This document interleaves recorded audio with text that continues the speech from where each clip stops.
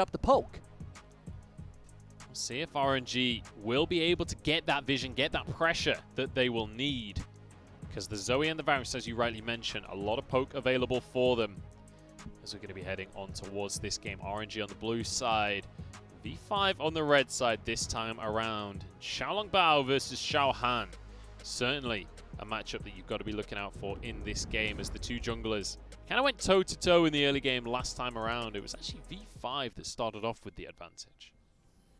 Victory 5 having a very good early game coming out last game, like you just said, and this game they do have the tools to do it once again with things like the Olaf, but will be a bit harder to find that mid-pressure, which is what got them ahead last game, when you've decided to pick something like the Kassadin, especially against the Zoe. You're just going to get punished all early game. RNG deciding that it's about time they got some early vision down and figure out what the plan is for V5 to start things off. Late invade comes through from them in a minute. They're going to be able to drop a lot of deep wards. V5 obviously will answer this one as well, though. Get some vision of their own. In fact, maybe even go for a blue buff here. I would say this is a net advantage for RNG, though, because when you have a mage in the bot lane, it really is about being able to snowball this kill threat on your bot side of the map. If they do have to worry about Xiaolongbao being around the bot side, they're not going to be able to find any chances to get on Betty. Y4 and Max, they're going to step into the jungle here. Don't know if they're aware of the situation. Flash comes on through. Y4 forced to cleanse and flash. I'd say that's a worthy trade for the side of RNG. Definitely happy for RNG. Another thing to note is they are running double exhaust bot lane. Of course, exhaust got buffed. I think it was 10.4 where it got moved to 2.5 to 3 seconds. So a much stronger summoner spell now. And they're going to be well positioned to dominate this bot lane and abuse the Kassadin once the mid-late game teamfights happen. Yeah, this double mage composition from V5, they kind of rely on being able to find advantages. Max, if they'd gone a little bit more aggressive, I think they were just banking on that dredge line hitting the tower. They weren't really expecting him to miss that one. And we've already said that when you draft something like a Syndra Nautilus bot lane, it is all about snowballing this through kills, having your jungle come and get pressure for you. RNG splitting the map makes it so that wasn't possible. If you're Longxing on the set, you're going to feel fine up in the top lane. You are very tanky. You do have that grit coming out to get out of sticky situations, and now the wave's going to bounce back to you. All right, so let's talk about RNG in the early game then. Obviously, you've mentioned V5. They want to try and snowball this bottom lane and get the Syndra ahead. What do RNG have to do to try and get Zoe going, to try and get Betty going? RNG now can just abuse their naturally winning lanes. Zoe can hover towards bot side, and you can threaten things like the dive, but you can't just constantly abuse Xiaohan in his jungle. Oh my goodness, look at the pressure on the bottom side of the map. Y4 and Max are still level 1. Max misses the dredge line, the pillar's there, forces the flash out of the Nautilus, but he'll be finished off anyway. There's a kill for Xiaohu and a trouble bubble on top of it with the concussive blows. This will be another one. It's gifted to Xiaohu, 2 for the Zoe. And I feel like at 3 minutes, RNG have already shut Victory 5 out of this game. The Olaf is going to fall behind. The Syndra is going to fall behind. And your only real pressure point in this game is going to be the Renekton. You mentioned 4 behind. Betty is level 3 to the level 1 of Y4. That is a ridiculous lead in this bottom side already. CLX actually teleporting to the tower there, but they can't make a play. And all of that gold going on to Xiaohu is so big. And we set up here that RNG, especially off that split map scenario, can just keep abusing the spot lane. They do it. They're so decisive on getting this pick onto Max. Great sleepy trouble bubble coming out from Xiaohu, who really benefited from where this fight took place. So you have a lot of ways to guarantee that bubble. And RNG just coming out ahead. Never fight Zoe in the jungle. That's one of the rules of League of Legends. Now look at this from RNG. Especially they know the side game jungle. plan. Y4 still level 2. And he feels a little bit safe behind this wave, but in goes Ming. Gonna look for the concussive blows. What a killer. Oh, it's already over. XLB gets one. This is just so mean from RNG. They know that number 1 didn't go so hot for them. They want to make number 2 count. Xiaohu trying to get a solo kill onto Xiaohan. Forced to flash away. Will get one for himself. CLX can't answer. Xiaohu does whatever he wants. Xiaohu is by far the most criticized member of this roster, just completely styling on Xiaohan in his own jungle. I feel like RNG, they were like, look, Game 1 was way too close. Game 1 should not have been close against V5. Let's make Game 2 show everyone what we're about. Show everyone that we are not a team to be laughed at. It's weird to think, too, because Victory 5s were the ones on red side. Typically, that means they should be able to guarantee at least 2 good matchups for themselves. They weren't able to. RNG, I have to say it one more time, so beautiful splitting the map at level 1, really punishing the win condition from the side of Victory 5, and I do expect that we're just going to see it happen again and again and again. Yeah, you can already see XLB, he's cleared away his Raptors, and now Dragon on the map. We are past the 5-minute mark. You'd expect that that will be what Xiaolongbao will be looking towards. Maybe we'll find a 1v1 against Xiaohan there as well. Even Longxing been doing really well in this top lane, and this is a lane that's supposed to be Renekton favored in terms of pressure, but he has not been able to find it. Really has not. Maybe just demoralized because he's been holding tab, looking at the scoreboard. He's been clicking on the minimap and seeing the rest of his team falling apart. Xiaohu walks away with his life. Whoa. CLX trying to capitalize. Maybe he's gone too far, though, because Ming's here as well. Concussive blows onto CLX. There's a showstopper, because Langxing wants a part of the action. Haymaker goes through, and XLB gets yet another one. Stun in the mid lane. Red buff taken away. CLX will just about get away with things. That was by the skin of his teeth. Still, RNG picking up all the kills. They're able to take the Dragon. They're able to take more turrets in the mid lane, and it was really... Ooh. Are they going to go for this? Y4, he's in a bit of trouble right here. I mean, they can just wait until the wave comes in, right? He's dead. There's no one here to save him. They've got all the time in the world. Y4 will just try and clear the minions, but he just doesn't have the damage yet. He's only got a Doran's Ring. He's only got boots. Exhaust comes on through on top of everything else. Xiaolongbao picking up almost every kill here. He's on 3-0-3. You know, my analysis of that is that if you looked at who dove, it was Longxing, Xiaolongbao, and Betty. None of them were the members that played with Y4. They have no sympathy. It's true. They have absolutely no sympathy. But then again, it doesn't feel like anyone on this RNG squad has much sympathy for Y4 so far this game. I have sympathy for Y4. You're not on this squad, so That's maybe true. That explains why. Betty's still 2 levels up on his opponent in that bottom lane. He's on double the CS. I mean... Talking about levels, we saw Mole walk blindly into bot side river. Xiaohan's only level 4, despite being able to hit everything on Zoe, did about a quarter of his health, and Xiaohu able to flash out fine, which started that whole kind of bot side skirmish. Yeah, and I mean, we regularly talk about mid-jungle synergy, about the strength of these duos in the LPL. Well, there's a lot of strength here for RNG, from Xiaolongbao, from Xiaohu. 3 kills on each of them. But most importantly, they've been roaming together. And that's what I love when RNG drafts pressure lanes. We set this up in Game 1 that when RNG is on, they are the most proactive team at using their priorities. They never miss a window. They use every single one. Their lane's pushing. They think they can find a small advantage somewhere else. They absolutely take it. And that's the RNG that can threaten for not just making playoffs, but winning the LPL. Certainly can. They had a little bit of a rough start to the split, but it does feel like we're seeing a bit more of this controlled play, a bit more of what we're used to seeing from RNG. And I was going to say, it might sound like I'm making the leap from RNG beating V5 to winning LPL. True. But I want to say that is exactly the leap I'm making. You're just going to commit to the leap. Yup. I don't know if I'm quite ready to say that they'll be in finals, that they're going to win the LPL quite off of this, because, I mean, especially FPX look insanely strong right now. But at least we are seeing more of the control that you expect from an RNG squad. Yep, and they have the Rift Herald, so now it's going to be all about where they use it. I would expect, once again, it should be for the bot lane. Another thing that would be great is if they opened up the mid lane so Xiaohu can consistently make these roams towards bot. But actually, he's so far ahead and their bot lane is so far ahead, they can pretty much do whatever they want on the bot side of the map regardless. Yeah, I don't think they really need any jungle pressure at this point because, like we said before, Betty's going to just maintain this 2-level lead. I said they don't need it. They're still going to get it, though. He's still going to come on down because he wants some tower plays. He earned these plays. We said it would have been nice if they got that gold onto Betty or opened up mid lane for Xiaohu. They probably could have just given that gold to Longxing, and they'd still be dominating bot lane just as hard. Yeah, I mean... Not saying that's the right choice, but It would be kind of the funny choice. I'm not saying it's the right choice. All I'm saying is it doesn't really matter which choice they make. They are so far ahead that they can kind of play this out however they feel like. If there's someone that's been behaving extra well recently, maybe give them a couple of bonus kills. Y4 exhausted once again. Flash forward from the whole squad.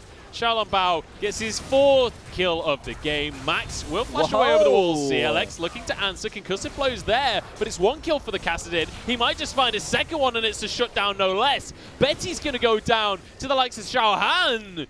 V5 just got a lot of gold. You know, I was just thinking in my head, how do I set up Victory 5's way back into this game? I was thinking, okay, I need to talk about RNG constantly making mistakes and inting to Victory 5, and we're seeing it. Victory 5 are finding an avenue into this game, and it's based off RNG overstepping, and I love it. They found an avenue into this game, and it was RNG that typed it into Google for them so they could see it on the map because, I don't know, this time, just a little overzealous. Yep, we saw the cleanse come out from Y4, which helped him get away. They still do find that pick, but them trying to go onto Max after he procced his aftershock and got all those resistances was pretty greedy, and now they're just left in a bad position where it's like, hey, we're dead no matter what now. We might as well just full commit to CLX.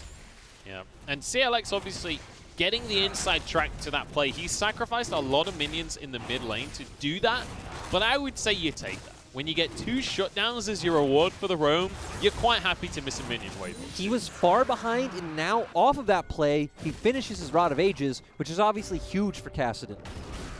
Kassadin will be getting into the game, and let's bear in mind, with a Kassadin in play, all you have to do is survive, and you will be able to influence the game later on. Whoa. This is a big old Olaf, though. Or maybe not. Maybe he's just going to go down. But he doesn't even get to Xing was keep just part. doing the right thing of stacking up that grit to get more burst from his Haymaker. I felt like Xiaohan had that one, but I wasn't looking at the minimap. I didn't realize the whole of RNG was about to arrive. Oh. Trundle's still pretty big at this point. He's 2 levels down, but that's not going to scare him. He can still quite happily take on a Kassadin at level 9. I was going to say Trundle has 4 kills, finishes jungle item, has the red smite. There's definitely no way he loses that 1v1, but that is a Kassadin. Kassadin does not need a 1v1. No, Kassadin quite happy to just walk away from that one. And now they've sent Betty up to the top side. He's just going to be doing Varus things, taking tower plates across the map, just getting as much gold onto the carry as possible. And what we want to see now from RNG, for some reason keeping this game serious, is send Xiaolongbao towards the top side of the map, help him keep the consistent pressure from Betty to take this turret, then rotate this bot lane to the mid, and, you know, then finish out the last of the outer turrets.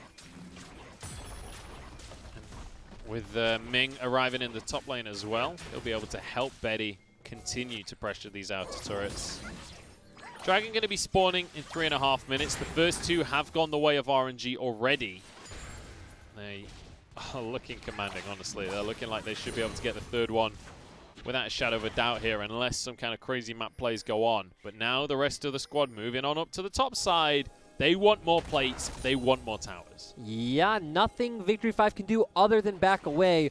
An interesting thing I'm keeping my eye out for this game is what build Xiaolongbao goes on the Trundle. Does look like he's making his way maybe towards a Trinity Force? But Trundle is one of the most diverse champions in what we see. You can go with something like the Zeke's Convergence. You can bring out the Spirit Visage. We've seen Gargoyle Stoneplate. Yeah. Could go for the Black Cleaver as well. Just get some shred for the likes of Betty. We'll see where he does opt to go. But you're absolutely right. Trundle, one of these champions that... I mean, honestly, melee bruisers in general, you get a lot of options. You get a lot of items that you can go, especially when it comes to 2nd and 3rd items. Quite often, you can kind of diversify it to where you feel you need an advantage. And I'm guessing Xiaolongbao feels like he's so ahead he can build whatever he wants, so that's why my guess would be maybe he goes for the Triforce. I'd love to see it. Won't make him tanky, but when you've got this many kills this early on, maybe you don't worry about tankiness that much because you can just get one rabid bite on someone and finish him off. Like, the right choice to make is to get more defensive stats when you're this far ahead, because you already have enough damage just from the items you were able to complete that you're going to win these fights regardless, so making it so Victory 5 can't pick you off even when you make a mistake is what's more important. But what would be more fun to see and accelerate the snowball would be all about the damage. Yeah, and also bear in mind that the Rabid Bite, which is Trundle's Q, it will proc on hit effect. So the Triforce, it procs the Spellblade immediately. It is a massive chunk of damage that it'll do. You know what else just happened that was really interesting was Xiaohu bought the Oblivion Orb and immediately, not sold it, but, you know, undid that and then bought a needlessly large rod. That says a lot about this game, doesn't it? That says a lot about how these guys are looking at this game. It's like, do I need the short-range power spike right now? Nah, I'm going for the long game. I'm looking for bigger damage. Since this game's slowing down, let's explain other cool interactions in this game. I'm ready. Talk to me, Lyric. Rage Blade, actually something I didn't know for a long time, seems like a lot of people don't know, is that ghost hit coming in every third hit where it procs 2 ticks of on-hit damage, on-hit effects. So if you don't know that about Rage Blade, a lot of people don't know that. Oh, really? Yeah. Oh. I've met a lot of pros who don't know that. Really? I feel like it's one of the most important parts. Yeah, I was under the impression that was why you buy Rage right? Blade, That's like I mean, a lot of people also don't know that it gives the last Whisper passive. I didn't know that. That one I didn't know. We didn't know that. Hysterics told us that. We're like, wait, no, it doesn't. I literally didn't believe it, and then I went on the wiki, saw it, and I was like, I still don't believe it. I gotta see this in game before. I've been a coach on a team that's been to Worlds, and I didn't know that. And it came in like 2 years ago or something as well. It's been there a long time. Herald pushing in the mid lane. This is gonna be a tier 2. Chance of Corruption as well, but they're not going to find any kills off the back of it. Just going to be looking for objectives. In the meantime, Lung Xing pushing in the bottom lane. But yeah, the Rage Blade, obviously, if you're a Vayne player, you're going to know about it because you get the True Silver bolts stacking up way quicker, and it becomes real scary in the late game. I just can't wait for Xiaolong Bao to back. I really want him to finish that Triforce. I really want him to go for it. You've sold me on it, Larry. Yep, we are going to see what he's going to go towards in a second. Let's go, let's go. I love Xiaohu, though, again, deciding to go towards that death cap. It is much more interesting than picking up something like an Oblivion Orb and having flat Magic Pen. We hype up the recall. All he buys is upgraded boots and a dagger, so I guess we won't find out for now. But having 2 daggers, it kind of leans towards it, right? He's going towards the Triforce. It has to be. Or he's just building 2 items at once, which, yeah, is possible. I don't know. Could be going for a Blade of the Rune King and a Black Cleaver. That seems unlikely, though. I'm going to leave the analysis to you, Lyric. I like your analysis, though. But taking stock of where we're at in the game, we do see Betty now having 2 items compared to Y4, who has had the one for a while, but just kind of nice to verbally mention it to kind of size up how far ahead RNG are. Sitting 6K gold, 3 dragons. At 17 minutes as well. CLX desperately trying to scale up, desperately trying to get online on the Kassadin, but he's got a long way to go before he's going to be able to do much. And you can see Xiaolong Bao, he's looking OP, 80%. I'm going to presume that that is kill participation there. And honestly, this Trundle is looking great. And that's one thing about Trundle. When we mention it in the champ select, you always mention how he goes into other junglers. You usually mention the interactions with the ultimate, with the pillar.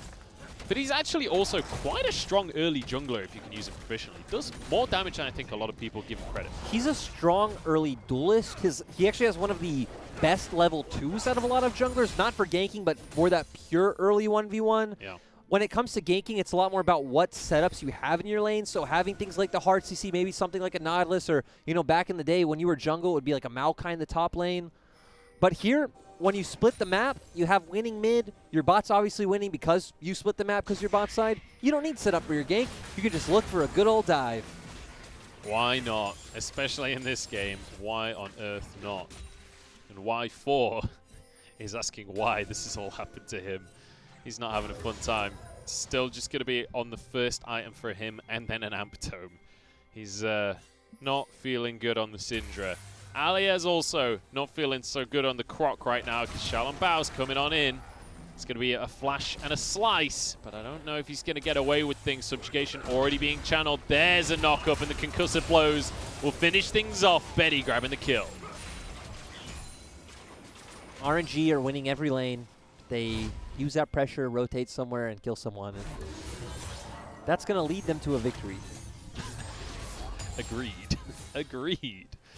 Well, RNG kind of putting a stop to the day of upsets that we've been having here. In case you guys missed the earlier games, DMO managing to get a 2-0 against LNG.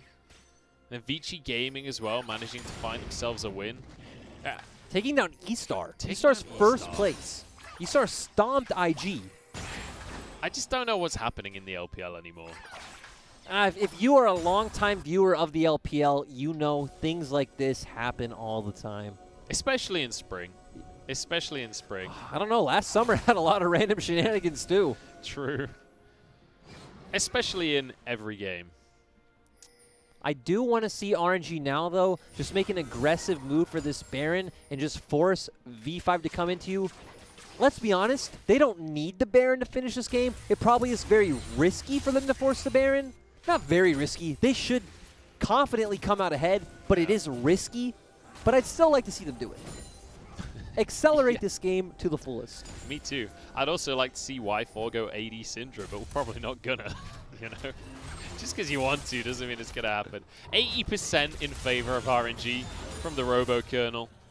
He's very much on board with the fact that they are very far ahead. And I want to revisit something we said about RNG towards the start of this series as well. They have had a couple of series where they haven't looked so hot, right? They lost to BLG to start off their split. It was 1-2 in favor of BLG.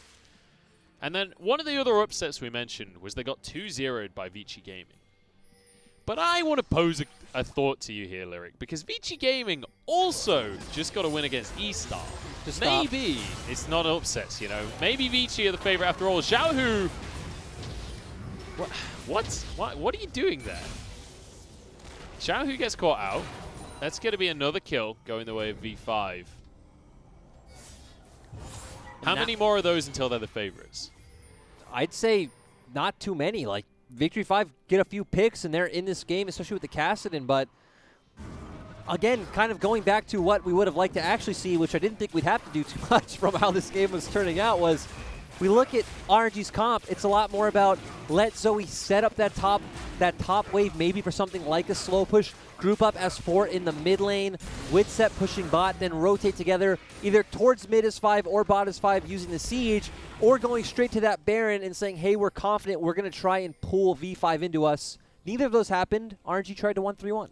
They tried a 1-3-1. The split push itself didn't work out, but Betty was able to just walk over to the Infernal Drake and grab a soul for him and his team. So ultimately, I'd say RNG still come out ahead in the trade.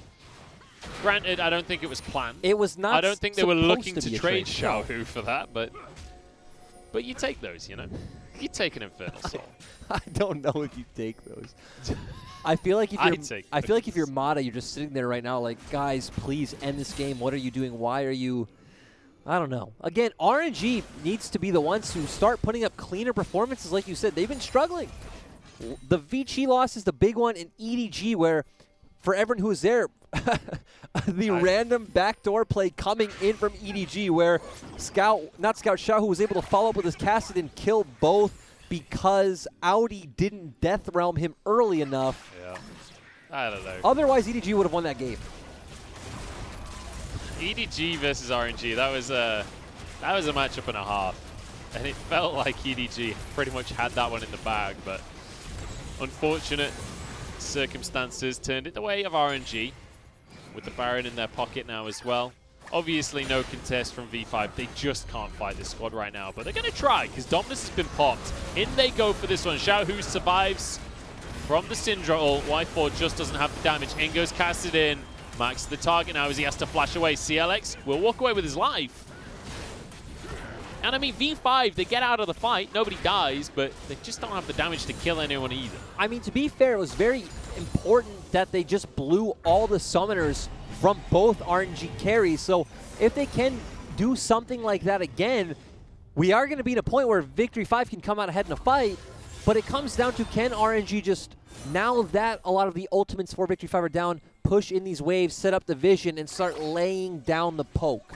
Now, we have been very one-sided towards RNG so far this game, and that's because this game has been very one-sided towards RNG. But CLX, he's got his Rod of Ages stacked. He's got his Seraph's Embrace stacked. He's getting to the point in the game where Kassadin becomes really hard to deal with. And RNG, they've got to start closing things out, or this could turn around. The siege now begins in the mid lane. Yep, if you're RNG, I don't think you really need to set up 2 lanes, which would probably be optimal. You just don't want to risk Victory 5's comp jumping on top of you. Just stay together. You have enough damage at this point with the Infernal Soul and just your general item advantages to just abuse them from this position with Longxing there with you. We'll be able to take this tier 1 with very little contention from the side of V5. Depth Charge still on cooldown. Dominus still on cooldown. CLX up in the top lane right now. He needs to get recalling because RNG, they're looking for the base. Still on to Xiaohu. Max pulls himself away to safety. One more auto finishes the job. That's a big pick for the side of Betty. Alias just gets burned through. Y4 falls. And this is a gold lead in a nutshell, ladies and gentlemen. Double kill for Longxing. We said he was looking good, and he looks great on this set. 15-5, and RNG just going to hammer this one home. We finish the day with a clean 2-0. RNG back on form as they shut down V5 in game number 2. That was a game.